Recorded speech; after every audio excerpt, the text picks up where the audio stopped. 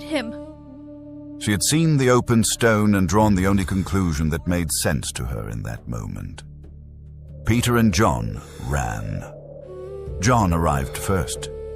He stopped at the entrance, looked in, and saw the linen burial cloths lying there. But he did not go inside. Peter arrived and went straight in without stopping.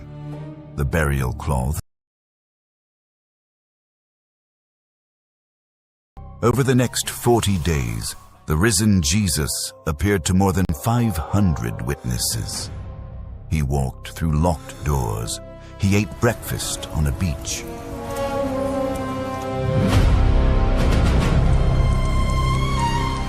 And at an empty tomb at dawn, Mary Magdalene stood weeping. She had come to anoint a body and found nothing but folded linen.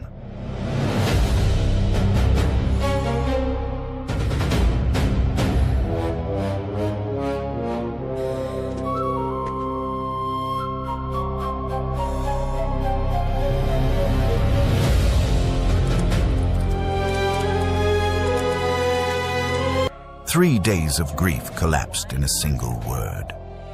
Then he stood in front of Thomas, the one who demanded proof, and watched him fall to his knees and say something no one had ever said to a living human being. My Lord and my God.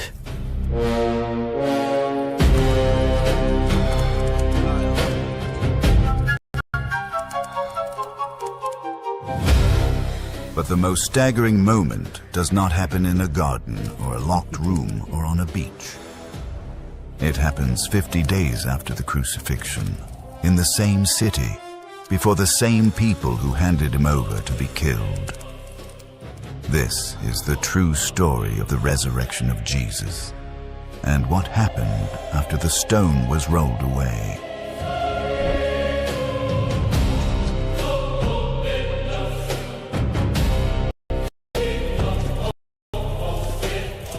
Stay with us until the end. The final scene is not a quiet ending.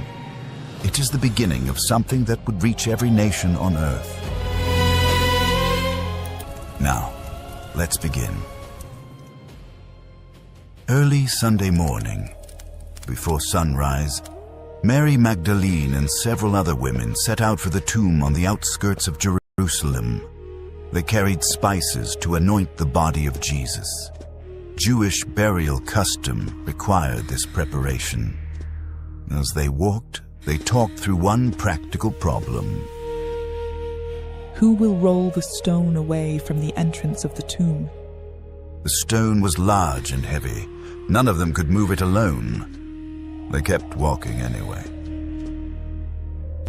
What they did not know was that the tomb was already open. Before any of them arrived, the ground had shaken. A violent earthquake. An angel of the Lord had descended from heaven, rolled the stone from the entrance, and sat on it.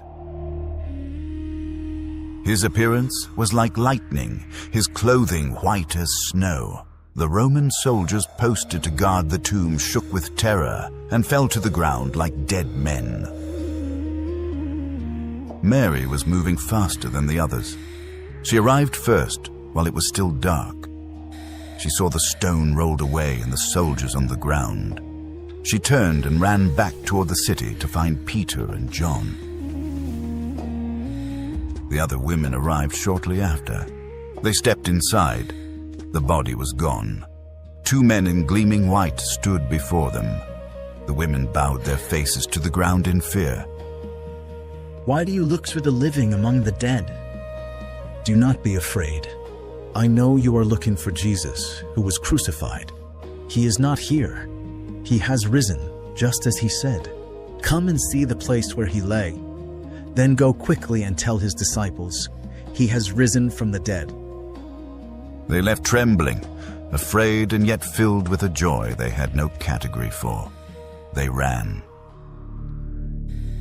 Mary had found Peter and John and told them what she had seen. They have taken the Lord out of the tomb, and we do not know where they have put him. She had seen the open stone and drawn the only conclusion that made sense to her in that moment. Peter and John ran. John arrived first. He stopped at the entrance.